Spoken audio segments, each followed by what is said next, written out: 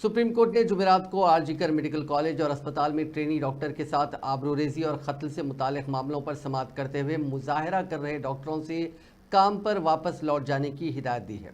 साथ ही उन्हें यकीन दहानी कराई है कि अगर वो जल्द से जल्द अपनी खिदमत शुरू कर देते हैं तो उनके खिलाफ कोई भी कार्रवाई नहीं होने दी जाएगी।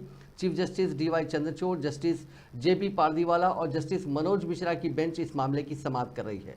रेसिडेंट डॉक्टर्स के वकील के उस इल्ज़ाम पर के मुजाहरे के लिए उन्हें हरासा किया जा रहा है। जस्टिस जेपी पारदीवाला और मनोज मिश्रा ने कहा कि एक बार जब वो ड्यूटी पर वापस आ जाएंगे तो हम अफसरान पर उनके खिलाफ कोई कार्रवाई नहीं करने का दबाव डालेंगे। अगर डॉक्टर काम नहीं करेंगे तो अवामी सेहत का बुनियादी ढांचा कैसे चलेगा। समाअत के दौरान सुप्रीम कोर्ट ने डॉक्टरों की फेडरेशन को यकीन दिलाया कि नेशनल टास्क फोर्स सभी फरीकों की बात सुनेगा।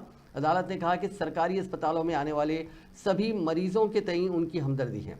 काबिल जिक्र है कि मंगल को डॉक्टर्स और दीगर सेहत मुलाजमीन की हिफाजत को यकीनी बनाने के लिए प्रोटोकॉल तैयार करने के लिए 10 रुकनी नेशनल टास्क फोर्स की तश्कील का सुप्रीम कोर्ट ने फैसला किया था। दूसरी तरफ सुप्रीम कोर्ट के हुक्म पर आरजीकर अस्पताल की सिक्योरिटी सीआईएसएफ ने संभाल ली। गुज़िश्ता दिन डीआईजी सतह के अफसरान की क़यादत में टीम सुबह में इस अस्पताल का जायजा लेने पहुंची, जहां 31 साला ट्रेनी डॉक्टर की मुबैना तौर पर आबरूरेजी करने के बाद कत्ल किया गया था।